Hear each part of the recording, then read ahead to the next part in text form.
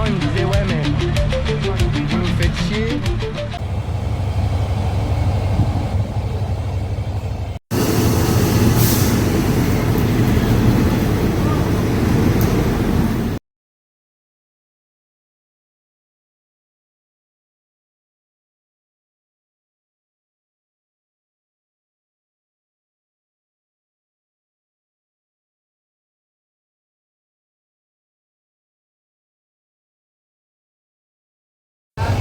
Voilà, on est parti. Du coup, je vais vous faire le point un peu sur le train. C'est vrai que 14 heures, ça peut paraître long. Vous sauvegardez une nuit d'hôtel, donc l'un dans l'autre, ça se fait bien. Et puis pour les gens qui aiment bien les beaux paysages, bon là on est à Bangkok. C'est pas terrible en paysage, mais c'est vrai que le long du trajet, en plus comme je vous dis, si vous prenez la couchette du bas, vous avez toute la fenêtre pour vous. Ce qui est quand même assez cool.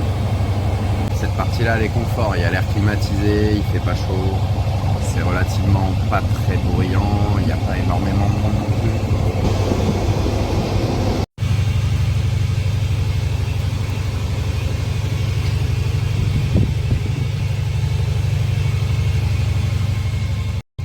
C'est le siège personnel qu'on vous attribue avant le départ du train. En gros, avant qu'il soit l'heure de dormir, avant qu'il déplie les lits, il y a 2 sièges individuels face l'un à l'autre, donc la personne qui va dormir en bas et la personne qui dort en haut. Donc, il va y avoir une personne en face de moi ou pas, qui aura le lit du bas, donc qui est un peu plus cher, à 780 bahts, parce que vous avez la fenêtre, donc la vue également, ça peut être très intéressant, très sympa. Et moi je vais dormir dans le coffre qui est là. C'est un peu comme les coffres des avions, on ouvre le coffre et on met ses valises, bah là on va pas me mettre dedans et refermer, mais ça va s'ouvrir et ça va faire une couchette. Donc en bas, les sièges se transforment en couchette et en haut, il y a un coffre.